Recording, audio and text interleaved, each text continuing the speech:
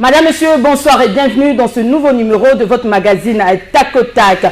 Polémique autour de la proposition de loi Tchani qui vise à limiter la présidentielle aux Congolais des pères et des mères. Au Katanga, la tension monte. Plusieurs associations se liguent contre la dite loi. À Kinshasa, les avis sont partagés. Et d'ailleurs, la Senko s'est prononcée là-dessus. La Senko dit non à l'examen de cette loi au Parlement, selon Donatien Cholet. Cette loi va diviser le Congolais. Il a même rajouté que le sang de Mamadou Ndala est en train de crier contre cette loi-là. La proposition des lois Tchani alimente les débats politiques. Les Congolais de Kinshasa ont réagi sur l'importance ou non de cette loi. Certains soutiennent la proposition de loi Tchani. À mon avis, je trouve que la loi en question, de par son contenu, elle est bonne. Mais il se pose un problème d'opportunité. Est-ce que le moment actuel voudrait que nous puissions avoir cette loi dans notre pays par rapport aux enjeux, par rapport au climat politique actuel? Est-ce que cette loi est la bienvenue? En fait, c'est ça la question que nous devons nous poser. C'est bien de doter notre pays d'une loi pareille qui limite l'accès à certaines fonctions officielles uniquement aux Congolais nés de père et de mère. C'est une bonne chose. Ce qui m'intéresse pour que je puisse soutenir cette loi, pour que je puisse être candidat président de la République, il lui faudrait que je puisse être Congolais de père et de mère congolais. C'est ça qui me pousse à soutenir cette loi. Cette loi doit être améliorée parce que la RDC a besoin d'un changement, soutiennent les autres Congolais. C'est une loi qui risque de diviser les Congolais. Au moment où le chef de l'État nous appelle à la cohésion nationale, je pensais que c'était le moment que tout le monde se mette ensemble. Mais lorsqu'on veut encore exclure d'autres Congolais sur base de leur, couleur de peau ou bien de leur tribu ou de la langue qu'ils parlent, ça ne va pas unir les Congolais, mais ça va plus les diviser. Vous élisez un président loyal, 100% congolais, mais qui détruit le pays. Mais les 50% bâtit le pays plus haut. Vous comprenez? Ce n'est pas question de la loi de la Tchani, c'est la question de l'humain. Donc quant à moi, M. Tchani, au lieu de tirer quelqu'un, 100%, 10%, 30%, 20%, là, ce n'est pas le problème. Le problème, c'est la personne que vous placez au pouvoir. Il pourrait être de 100% congolais, mais avec des agendas cachés, on ne va pas progresser. Moi, je pense que cette loi n'est pas la bienvenue parce qu'elle risque, comme tu l'as dit, de nous atomiser davantage, de nous disloquer davantage. Et ça risque de créer des guerres tribales et ça va encore engendrer la désunion des Congolais. La polémique sur cette loi s'amplifie. Les yeux des Congolais sont rivés désormais vers l'Assemblée nationale pour en connaître la décision. Katangaise et Katangé, la Fondation Katangaise, une suprastructure qui regroupe toutes les associations du Katanga, tient à faire cette déclaration. Quand le démon de la division hante encore les Congolais. Dommage, la loi Tchani, de son auteur inconscient et irresponsable, revient sur le tapis. Cette proposition de loi irréfléchie et fort contestée, qui n'avait pas rencontré l'assentiment du bureau de l'Assemblée nationale, fait de nouveau couler encre et salive. Tenez, en 2021, le bureau d'études de l'Assemblée nationale avait jugé cette fameuse loi d'inappropriée, car elle heurtait certaines dispositions de la Constitution de la République démocratique du Congo en ses articles 10, 13 et 14. Par conséquent, le bureau d'études avait suggéré au bureau de l'Assemblée nationale de la déclarer irrecevable, chose qui était faite à la grande satisfaction des Congolais. Hélas, voilà qu'elle revient encore. Certes, le député Pouloulou, qui avait pris le relais de Tchani pour présenter cette loi controversée, n'est qu'un paravent. Les vrais tireurs de ficelles se cachent derrière lui. Ces tireurs de ficelles qui considèrent nos députés comme les moutons de Panurge, prêts à suivre leur fin diabolique. Au banquet de la corruption, l'or vaut plus que la foi, dit-on. À nos élus de ne pas composer avec l'extrémisme, le racisme, l'antisémitisme ou le rejet de l'autre qui ne feront que réveiller les démons de la division avec des conséquences fâcheuses. Katangaises et Katangais.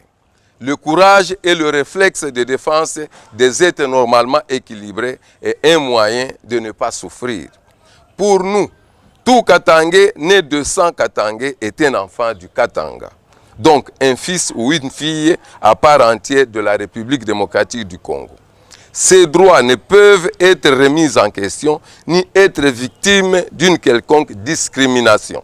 De retour sur ce plateau, Louis-France Kouzikessa est l'invité de Tac Magazine de ce soir. Il est journaliste, analyste et DG de CML13 Télévision. Avec lui, nous allons passer en revue l'actualité de l'heure. Nous allons parler de la proposition de loi Tchani que vous venez de suivre des réactions. Et nous parlerons également de la situation sécuritaire précaire à Kouamout et puis la situation sécuritaire dans l'est du pays aussi. Louis-France Kouzikessa. Bonsoir, bienvenue dans Tac Magazine. Comment allez-vous? J'espère que j'ai bien prononcé votre nom. Très bien, Madame Pochot. Pour une fois, la plupart des fois que je suis passé ici, les noms étaient massacrés. Pour cette fois-ci, vous vous êtes habitués. Je voudrais dire merci très sincèrement de l'invitation. Par la même occasion, profiter pour présenter mes hommages de mérite, de bravoure, de perspicacité à toutes les femmes congolaises qui, par moments, nous ont montré une autre dimension de combat. Vous savez, ces combats que nous menons pour notre peuple, par rapport à la culture, hein, s'il n'y a pas de femme, ça ne peut pas aller. Rien, c'est la force. Déjà, c'est la femme qui prépare la bouffe, qui donne la force à l'homme pour aller mener ses combats pour le peuple. Aujourd'hui, je suis très honoré d'être reçu par pas n'importe quelle femme, une brave femme qui fait un grand travail, un travail exceptionnel pour notre profession. Ça me va droit au cœur. Je vous rends mes hommages le plus mérités. Alors, Louis-France, j'aurais appris que vous étiez dernièrement agressé. Hein? Oui, j'ai été agressé. Qu'est-ce qui s'est passé? Ce sont des incidents qui sont... Vous étiez même injoignable, hein? J'ai tenté de vous appeler. Oui, j'ai repris le téléphone, j'ai racheté le téléphone. Bon, c'est une habitude nous amenée par l'UDPS, la famille politique de M. Félix Tshisekedi. Vous savez que le combat politique est un combat d'idées. Louis-France n'est pas celui qui est aussi agressif, je ne suis pas violent, mais moi j'estime à un homme de conviction que j'arrive à dire que Tshisekedi fait mal les choses. Et j'ai levé cette option depuis la prestation des serments jusqu'à ce jour. C'est une position qui est nourrie par mes convictions. Et donc, s'il y a certains qui estiment que ça ne les engage pas, la moindre des choses à faire, c'est de demander un débat contradictoire pour que nous puissions échanger sur l'ensemble d'aspects sur la gestion de notre pays. Ou encore, à la limite, vous avez les réseaux sociaux, chacun peut amener un débat à la place publique pour que nous discutions. J'ai été agressé, je n'ai pas voulu en faire une situation à vie.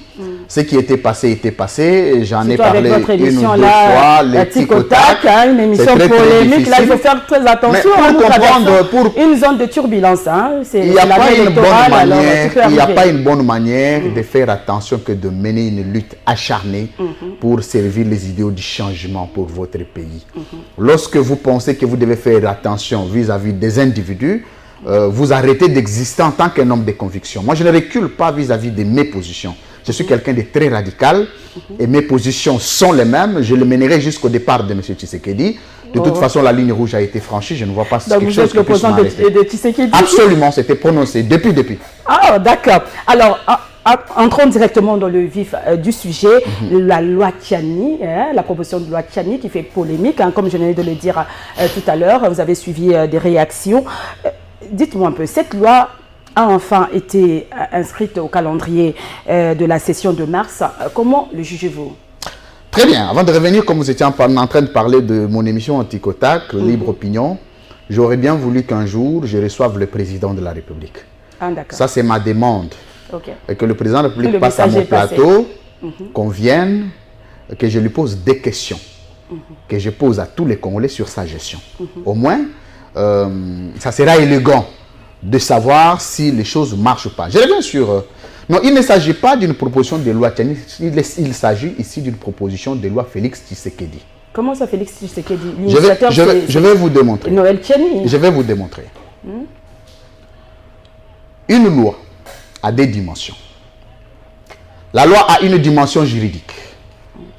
La loi a une dimension politico-sociologique. C'est-à-dire, pour qu'une loi soit appelée comme telle, elle subit d'abord la réglementation. Elle subit la conformité. Elle subit les conformismes juridiques. Ça veut dire quoi? Il existe déjà des lois antérieures auxquelles la proposition ou les projets de loi doivent se conformer. Dans les cas d'espèce, quand il s'agit du gouvernement comme du Parlement. Mais ici, le régime Félix Tshisekedi décide de mettre de côté les lois antérieures pour appliquer une loi qui viole les lois précédentes qui parlent de mêmes aspects des choses. Dans chaque dernière incise d'une loi, je l'ai dit comme juriste sérieux et crédible, pas comme M. Mbata, que dans la dernière incise de toutes les lois du monde, on parle des dispositions antérieures qui doivent être conformes aux lois antérieures au risque d'être abrogées. Ça signifie quoi? Ça signifie que, sous examen, toute personne intelligente, lorsqu'elle réfléchit sur une loi, parce que l'objectif d'une loi, c'est de résoudre, de réglementer la société, résoudre les problèmes dans la société. Aussitôt que les problèmes sont constatés, les problèmes sont examinés, ces problèmes sont interrogés au regard des lois précédentes. Ici, je vous parle d'une loi qui existe, la loi portant nationalité ici en République démocratique du Congo, pour ne pas évoquer la Constitution. Il n'est pas question, je voudrais ici rappeler, à l'intention de nos amis, de nos compatriotes, de l'UDPS, de l'Union sacrée, qui sont généralement en déphasage avec les systèmes cognitifs des choses. Quand on parle d'une loi sur la nationalité, quand on parle d'un Congolais d'origine ne signifie pas Congolais de père et de mère. D'abord, sur le plan du droit, le concept congolais de père et de mère n'a pas son fondement. On parle d'un Congolais d'origine et la loi spécifie à quel moment et dans quelle dimension un Congolais peut être appelé Congolais d'origine. On peut être Congolais lorsque, vous êtes né de père et de mère, ou des pères, ou des mères, ou des pères, ou l'un des parents sont Congolais, ou est Congolais, je voulais dire. Vous pouvez vous appeler Congolais, ce qu'on appelle la filiation. Vous êtes Congolais par filiation. C'est-à-dire, Madame Pocho, je prends un exemple, M. Kouzikessa, ou quiconque pouvait être d'un père étranger, d'une mère congolaise, est Congolais. Vous pouvez être Congolais par le fait d'être né sur le sol congolais. Parce que nous sommes ratificateurs de plusieurs bases juridiques internationales qui consacrent, qui combattent la patridie. La patridie ici est définie en droit international comme l'inexistentialité d'un individu à une nation, à une nationalité.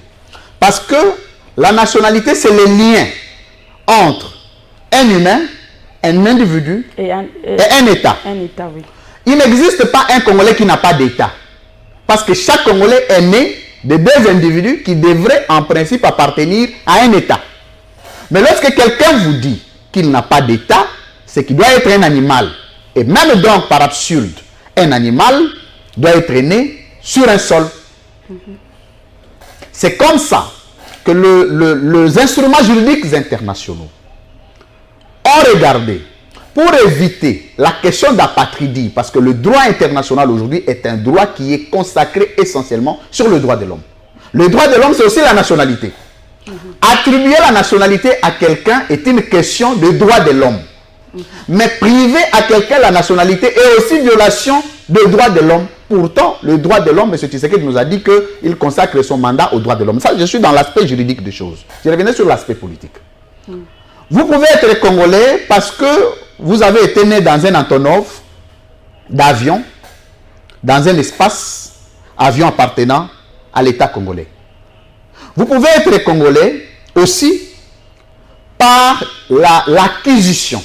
L'acquisition ici, c'est quoi? Lorsque vous parlez des États frères, des nations sœurs. Ça signifie quoi?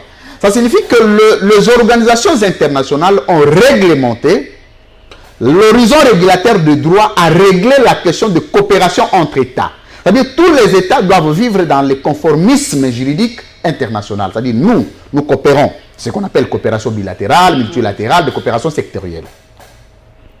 Et donc, moi je peux décider de devenir américain comme M. Noël Tchani l'a décidé. C'est comme un Américain peut décider de devenir Congolais.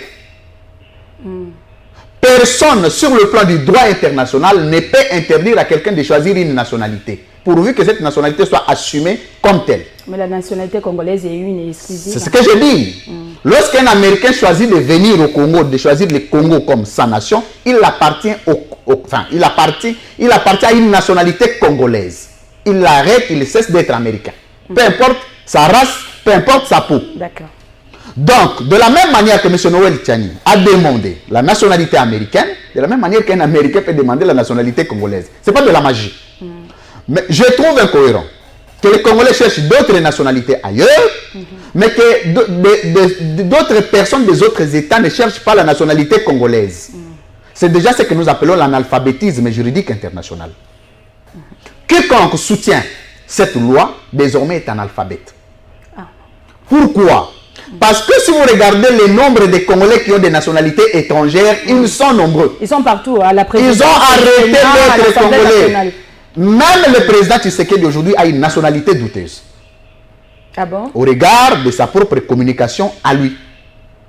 Qu'à cela ne tienne, je vais revenir sur ça. Donc sur le plan du droit, le droit international a laissé les ouvertures à chacun de vivre où il veut. Parce que l'origine du droit international, c'est le droit interne. L'origine de la communauté internationale, je suis en train de terminer par là, ce sont les États. Et comme tout Congolais, tout Bandundois, tout Katangé, tout Moulouba doit vivre dans toute l'étendue du Congo où il veut, et comme tout Congolais doit vivre où il veut, tout Américain doit vivre où il veut.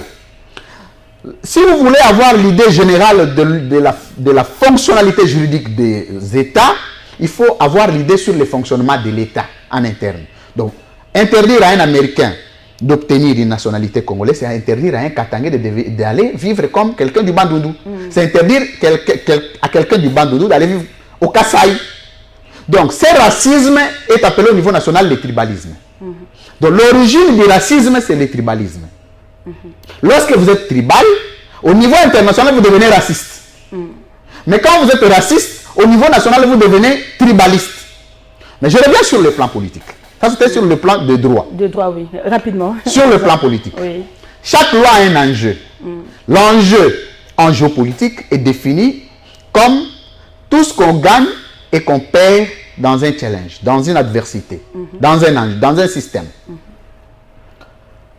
Qu'est-ce que l'on gagne derrière la loi si elle passait sur la nationalité?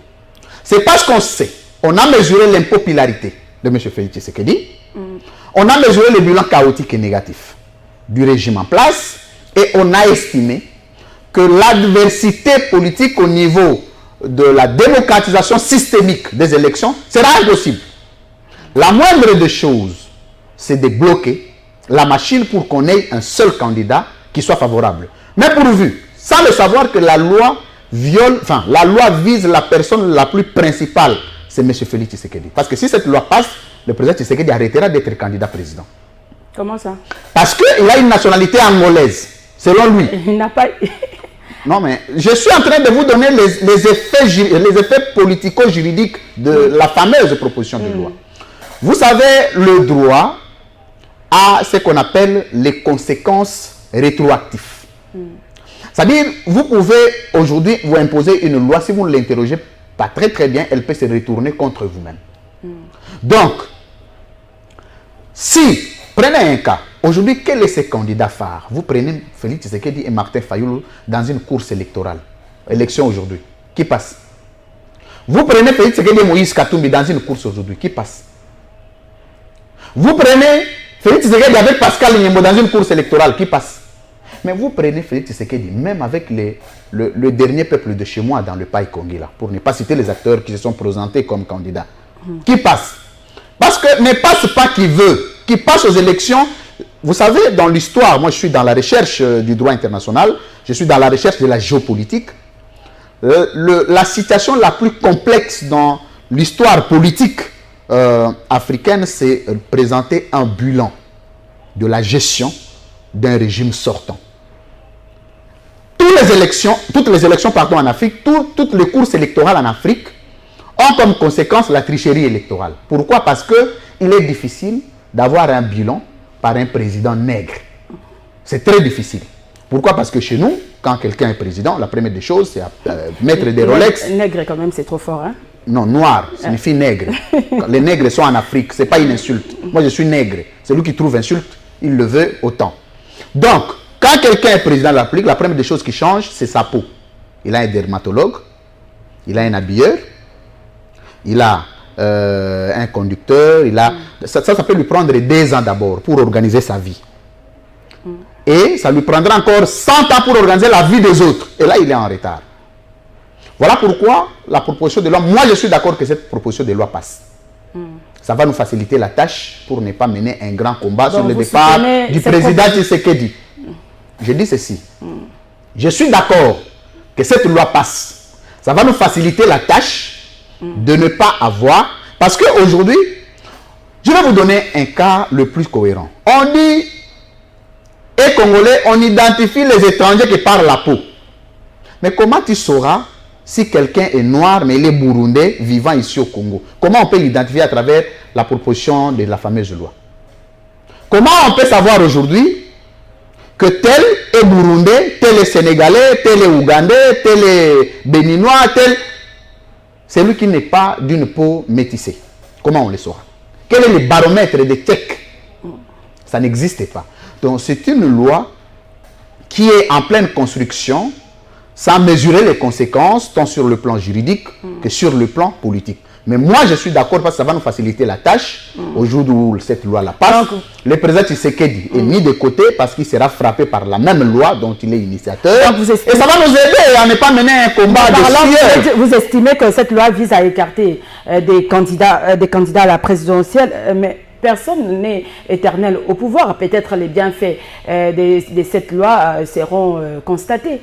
Chacun organise la loi pendant son règne.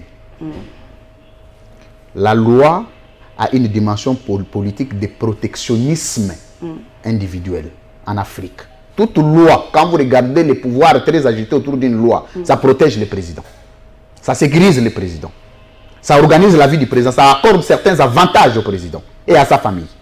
Mais quand vous regardez une loi bloquée, moi j'ai fait une proposition de loi portant éthique et déontologie politique en RDC, où j'ai rappelé un certain bon nombre de critères pour être président de la République, entre autres les niveaux d'études, entre autres l'expérience, entre autres la réputation politique. Est-ce que vous en avez entendu parler? C'est bloqué. Pourtant... il y a plusieurs propositions de loi. Mais pourquoi ça devrait être avantagé, privilégié? Pourquoi?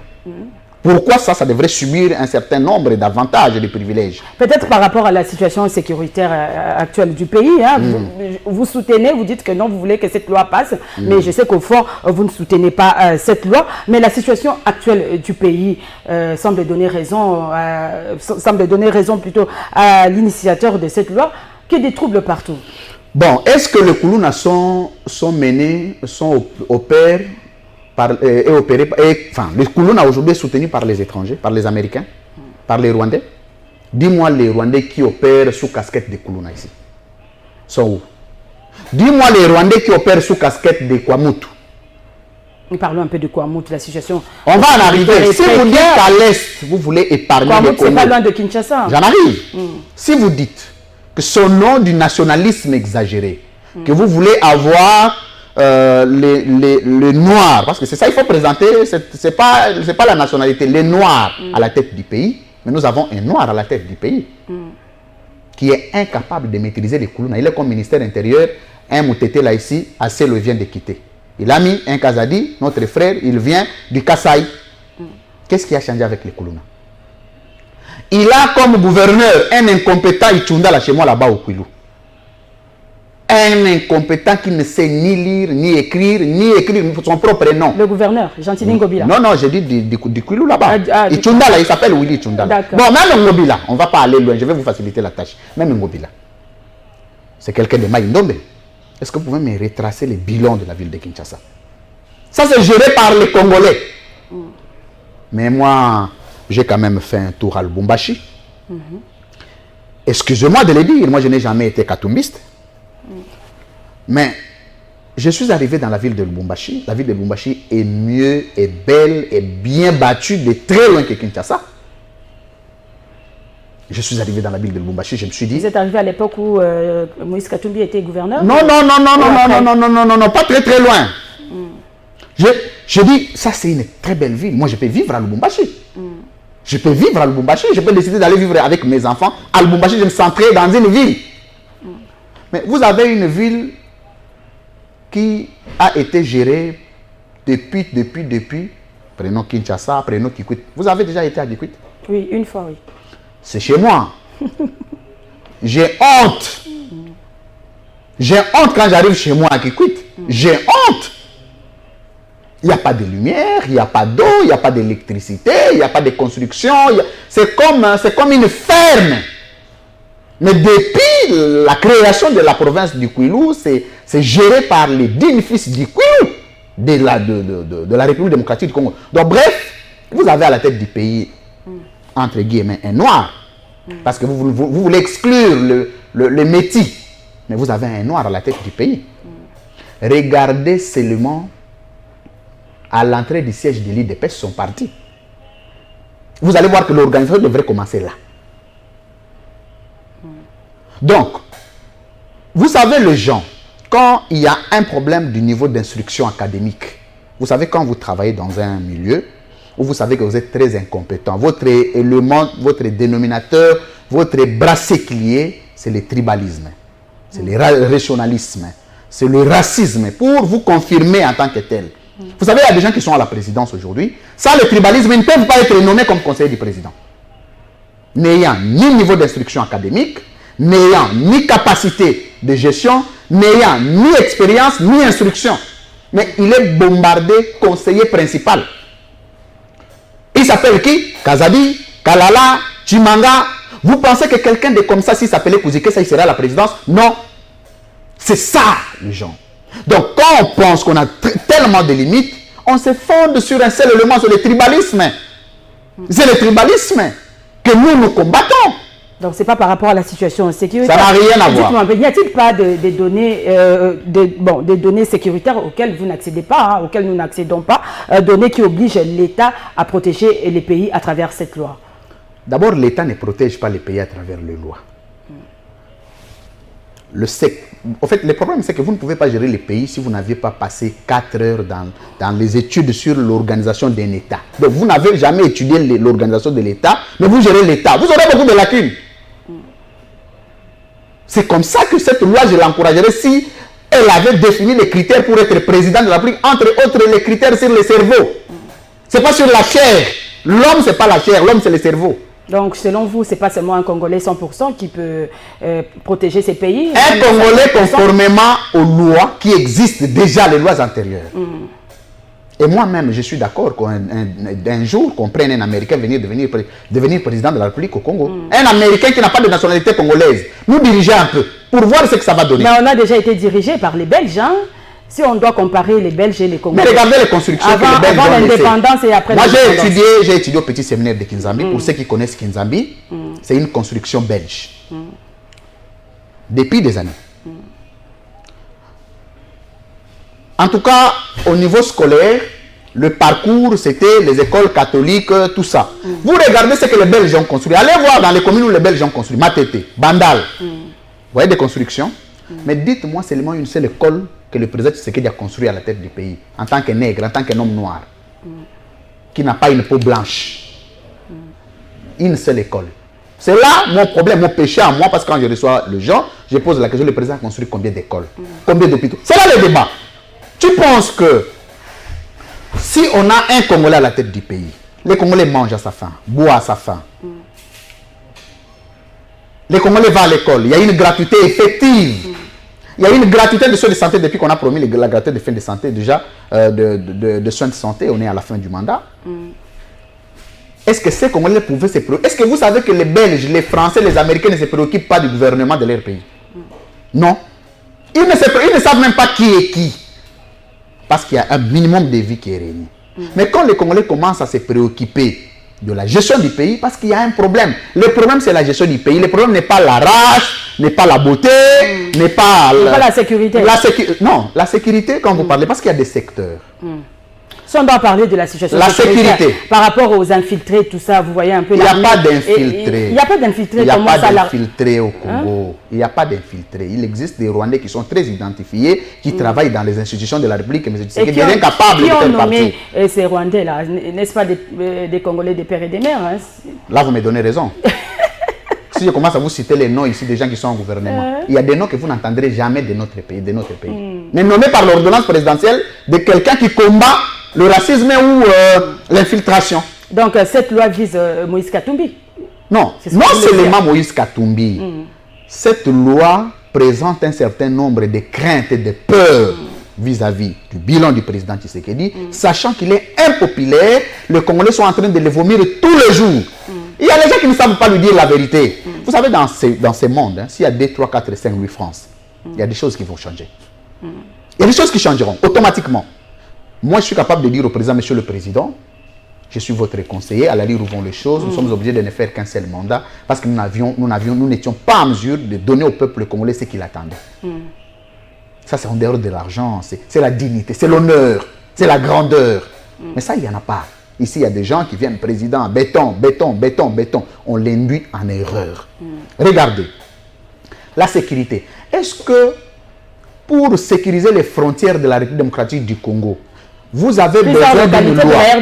Est-ce que vous avez besoin d'une loi? Oui. Parce qu'au-delà des lois nationales, il y a des conventions au niveau international, des bases juridiques internationales, qui consacrent le principe d'intangibilité des frontières. L'État doit être sécurisé par l'État lui-même. Son étendue est sécurisée par l'État. Mais qu'est-ce que cette loi pourra faire s'il y a des Congolais qui ont des fins, si certaines frontières du Congo sont ouvertes? Qu'est-ce que cette loi fera? Pour un Kagame, pour un Rwandais qui doit quitter du Congo à la RDC. Il y a un seul problème. Monsieur Tshisekedi n'a qu'un seul problème. Madame, je termine par là. C'est l'organisation de l'État.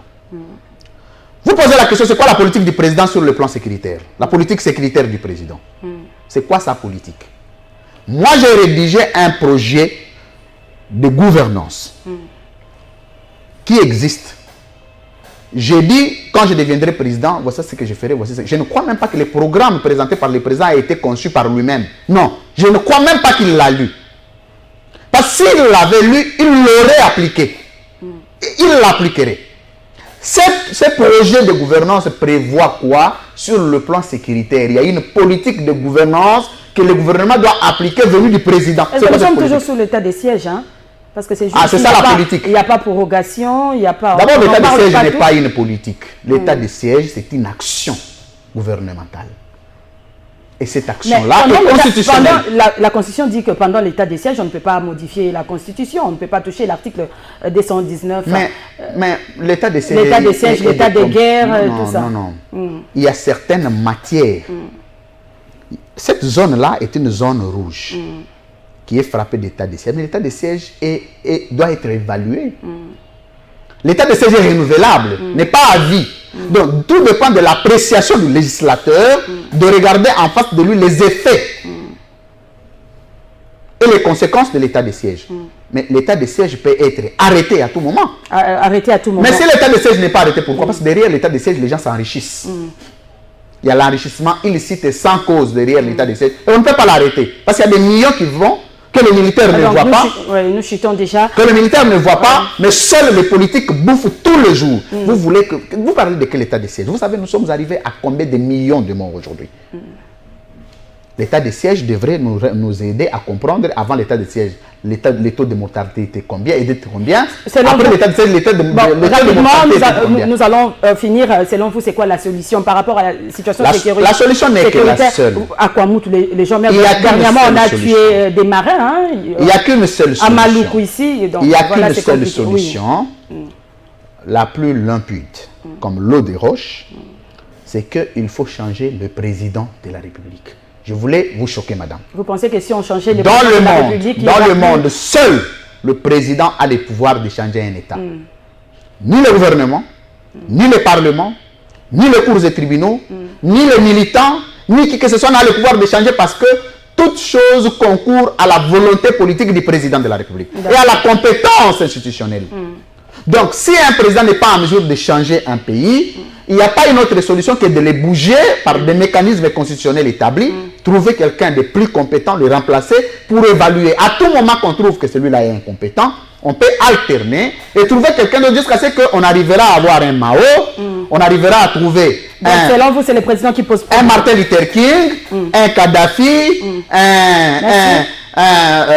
mon maître de Burkina Faso, Thomas Sankara, pour que le Congo s'inscrive dans l'histoire politique internationale. Mais tout ce que vous voyez ici, ce sont des agitations. Laissez les gens bouffer l'argent, laissez les gens s'enrichir. Gouvernement Samadé, votre mot de la fin, comment avez-vous trouvé les castings? Non, vous savez, je l'ai dit, on ne peut pas prendre une arme, votre arme à vous, donner à un criminel pour vous la garder. Vous ne pouvez pas prendre votre argent, donner à un voleur pour vous le garder. Ça veut Parce dire... que vous préparez votre propre cadavre. Ah bon? Donc, merci. Ici, il ne s'agit pas de... M. Tshisekedi parlait jusqu'au gouvernement 100 à 50.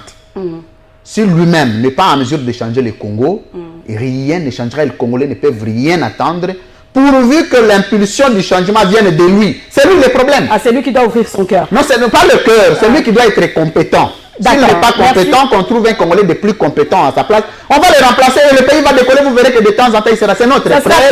Il va rester à la 10e rue. Il a un bureau là-bas. On ira les voir de temps en temps, les saluer. Et nous avons besoin qu'il continue à vivre. Moi, j'ai pris pour lui que Dieu les garde. Mais c'est en dehors du pouvoir institutionnel. Nous sommes heureux de le voir. Merci beaucoup. Ça sera tout. En tout cas, merci d'être venu. Merci, madame. Ça sera là votre mot de la fin. En tout cas, merci de répondre à nos questions. Madame, messieurs, cette émission est terminée. Merci à vous de l'avoir suivi. Au revoir et à la prochaine.